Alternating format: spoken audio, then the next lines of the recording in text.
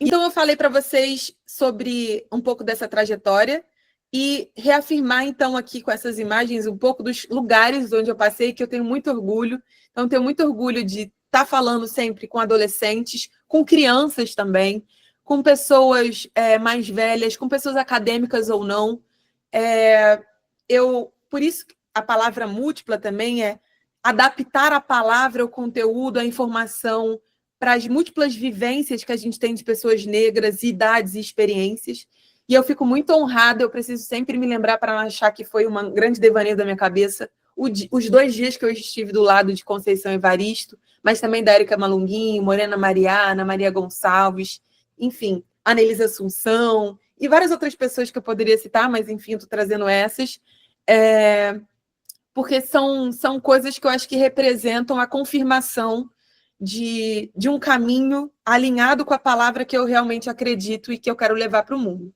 E aí eu me considero acadêmica. E por que acadêmica? Porque eu consigo dominar os códigos dentro desses espaços. Eu sei o que eles querem, eu sei o que a epistemologia exige, eu sei o que a regra ABNT me pede, eu sei como escrever um artigo, eu sei como, em alguma medida, convencer esse espaço institucional.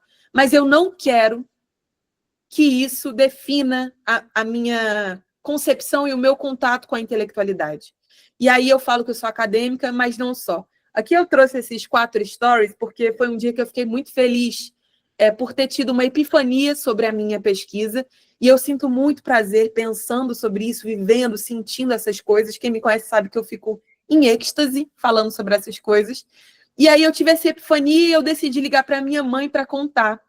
E ela, quando ela entendeu o que eu estava falando, quando eu consegui traduzir, aquilo me liberou uma dopamina, assim, uma sensação enérgica de que faz sentido para os nossos, sim, falar sobre o tempo. Faz sentido, sim, para os nossos hackear esses espaços. Então, essas coisas são, de fato, mais importantes para o meu processo de continuidade do que o aval institucional de qualquer espaço branco. E aí, a minha proposta de vida, a minha perspectiva é falar de temas densos com o mel na boca. Então, como é que a gente fala de genocídio, de Estado, de morte, de epistemicídio, de colonialismo, mas de forma atrativa, ou seja, que a gente não fique com aquele cansaço que impede que a gente absorva o conteúdo, mas também como é que a gente pode falar de temas leves ou temas ditos simples com profundidade. Relação com a nossa mãe, relação com o outro, relação com a procrastinação, relação com a comida, enfim. E aí a gente entra aqui no meu tema de pesquisa. A pergunta que é o grande mote da minha pesquisa no doutorado, naquela época, se estamos em 2022, agora é se estamos em 2025. O que isso quer dizer? Nós somos ensinados a compreender esse espaço-tempo como algo hegemônico. Mas quando a gente observa um pouco mais de perto o nosso cotidiano, nós estamos revivendo traumas do colonialismo, e isso faz com que constantemente a gente se situe numa prisão temporal. Prisão temporal é essa importunação constante que o tempo da colônia insiste em revisitar a modernidade. Mas isso não é dado de forma coletiva e para todos. Tanto que se a gente for falar com uma pessoa branca sobre essas experiências, geralmente eles não entendem. Porque a localização psicológica deles é outra. A nossa localização, não só geográfica, porque o racismo incide nessa geografia também, né? Se a gente for olhar como é constituída a favela, as comunidades, etc., e como é os espaços brancos da Zona Sul no Rio de Janeiro, tem uma cisão espacial. Mas existe uma localização também subjetiva e psicológica, e o tempo está muito atrelado a isso.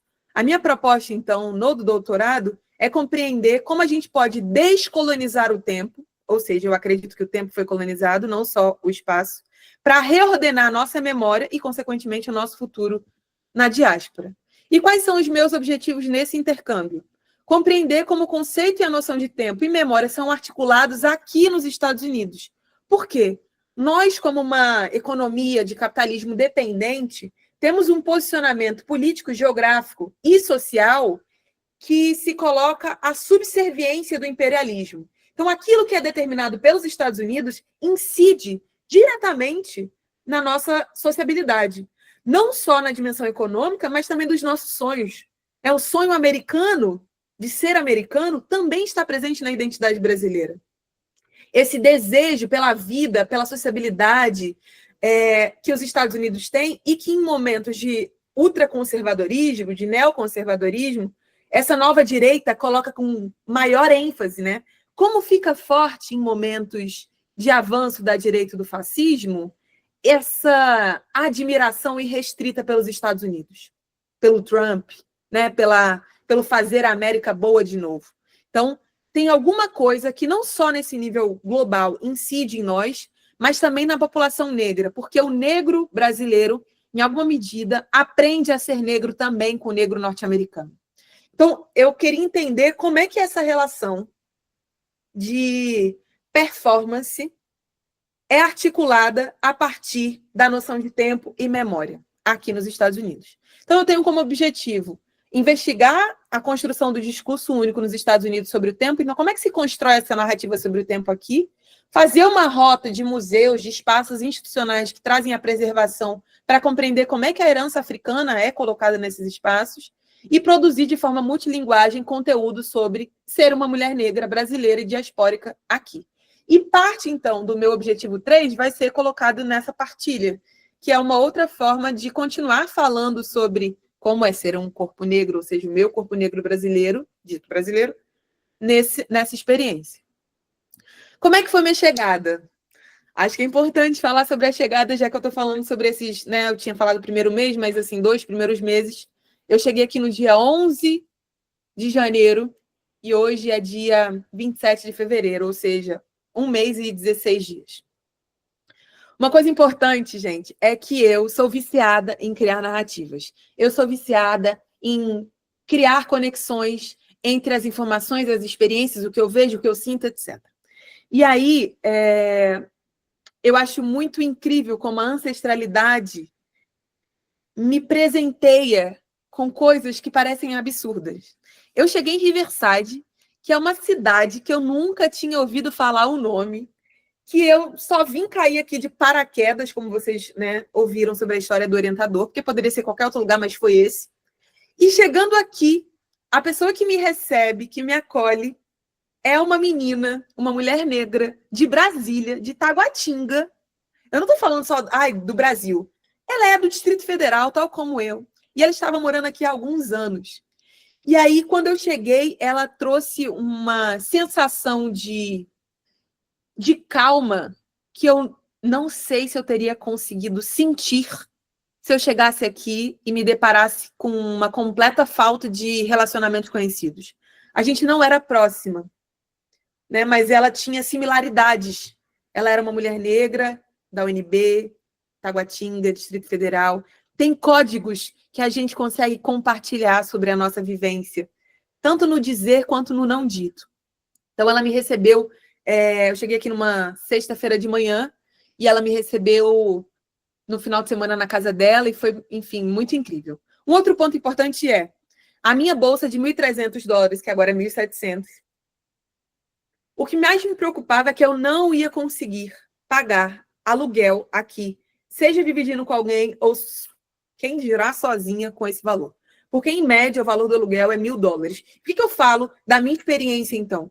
Porque não dá para a gente olhar para um edital ou para o fato de eu estar aqui, etc. e tal, e achar que é quase uma conta matemática. Se ela foi, se isso rola, se existe isso, pronto, acabou, todos nós podemos. Infelizmente, não é assim que funciona. Tem muita coisa que precisa ser reelaborada para dar conta das nossas vivências nesse espaço. E uma delas é também o valor dessa bolsa. E agora, trazendo para o campo também da ancestralidade, eu havia dito para esse professor, né, dialogando com ele previamente, com muita ajuda do ChatGPT para fazer a tradução do inglês, porque eu me senti, inclusive, parecia que eu via tudo embaralhado quando eu li inglês. Hoje em dia, não. Mas o primeiro contato, assim, era tão estranho para mim que eu via tudo embaralhado. Inclusive, quando eu ouvia música em inglês, eu tendo a só cantar a melodia. É como se alguma coisa no meu cérebro bloqueasse e não, sei lá, não gerasse interesse em compreender o que de fato estão falando. Ainda que fosse uma música da Beyoncé, por exemplo.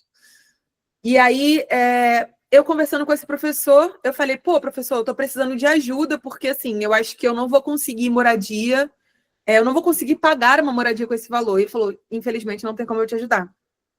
E passou um tempo, ele foi me mandou um link, um formulário, e falou, preenche aí para ver se a gente consegue, não sei o que lá. Eu só preenchi, eu nem li, porque as letras em inglês embaralhadas não me permitiram. Enfim, naquele momento que eu estava vivendo, eu estava muito perturbada da cabeça, eu não consegui ler, eu só preenchi.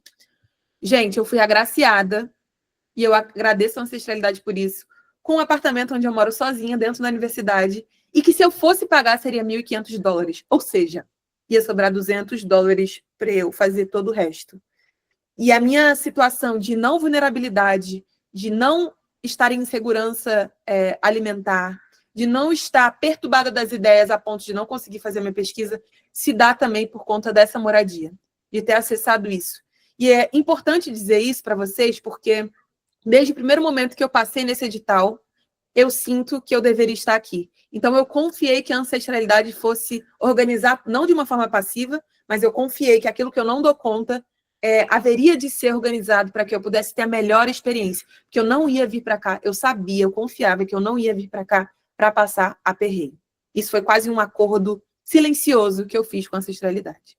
E aí, um outro ponto sobre essa chegada é que quando eu chego em Riverside, eu fiquei completamente atônita com o fato de que parecia que eu já tinha andado por essas ruas. Como é que eu já tinha andado por essas ruas? Aí eu me lembrei.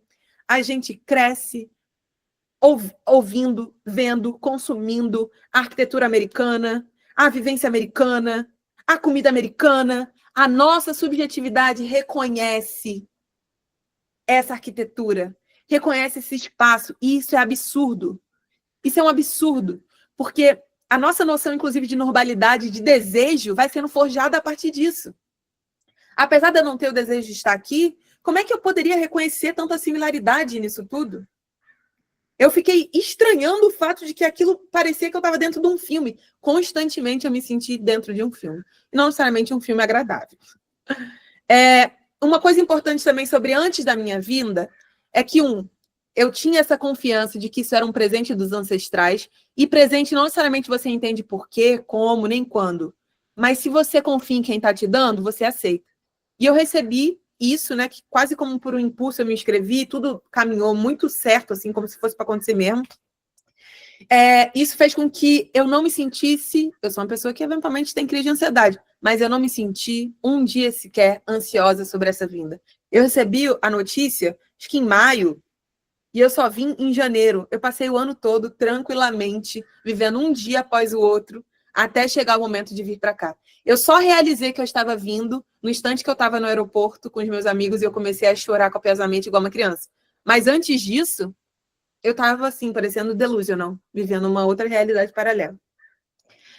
Uma outra coisa importante é que, para me preparar para essa vinda, sabendo que eu estaria aqui, apesar da Isis estar aqui muito sozinha, né? Porque comunidade não se faz com uma pessoa só, eu decidi viajar para Salvador sozinha. Por quê? Porque eu já estava há muito tempo fazendo várias viagens a trabalho com pessoas, ou indo para Brasília ver meus pais, etc., sempre cheia de pessoas. Mas eu precisava me defrontar com, uma nova cidade, Salvador eu não conhecia, 2, com viajar sozinha para me relembrar da musculatura que é poder confiar em mim mesma. E eu vivi vários episódios nessa minha ânsia de compreender e de conectar as informações, vários episódios em Salvador que me firmaram, me relembraram dimensões sobre mim que me fizeram, inclusive, sair lá de Brasília com 24 anos sozinha para ir para o Rio de Janeiro, sem trabalho. Que me lembraram que quando eu estou comigo, eu não estou sozinha. Que me lembraram o poder da minha intuição, que me lembraram a força do meu corpo, a força do meu axé. Uma outra coisa a coisa que mais me gerava nervosismo em pensar sobre a vinda para cá, mas que não me gerava ansiedade, só pensava assim, cara, vai ser babado. Era o inglês, né? Ficar aqui o tempo todo exposta ao inglês, sobretudo porque minha maior dificuldade não é falar inglês, mas é ouvir e ler. Então, absorver o inglês me gera muito cansaço, né? Me gerava mais, hoje em dia, óbvio, o corpo já está muito mais apto. E aí eu me uni com várias pessoas não só desde quando eu soube que eu passei, mas antes disso eu já vinha num processo de ter aulas com professores negros, e muito por questão de trabalho que eu pensava, e leitura, para ler mais sobre afrocentricidade em inglês, etc. Mas eu fiz aula com a Monique, que é uma professora preta, inclusive estuda afeto na USP, ela é incrível. E aí eu pude me fortalecer nesse sentido, e ela sempre me relembrando, assim, né, como um espaço muito seguro para falar das minhas emoções, inclusive em inglês, de que eu daria conta. Então é muito importante também um profissional que te ajude a perceber que a gente dá conta de se comunicar, até porque comunicação não é só palavra. E também, para dar conta de chegar aqui, eu me nutri de muito amor, eu trago até essa foto que foi o bar que a gente fez antes de eu vir, com algumas pessoas que conseguiram ir, meus amigos, etc., onde eu me fortaleci muito para passar esse período distante. E aí depois eu comecei, né, com a minha construção de rotina, a cozinhar muito mais em casa, e essa hipervigilância, inclusive, foi até em alguma medida boa, porque eu estou muito mais comprometida com a minha alimentação, estou muito mais comprometida com esse cuidado de olhar o que vem na comida, o que não tem, como é que eu posso, então, eu mesma criar o ambiente dentro da minha casa daquilo que eu quero viver, para eu não ficar procurando, como um bom americano faz, na compra compulsiva, na bebida, no desespero, no choro, na indisposição. Então, para mim, é muito importante experimentar o mundo pela boca também nesse sentido, né? Trazer conforto para o meu paladar, para o meu corpo, porque não existe experiência saudável que não inclua o corpo.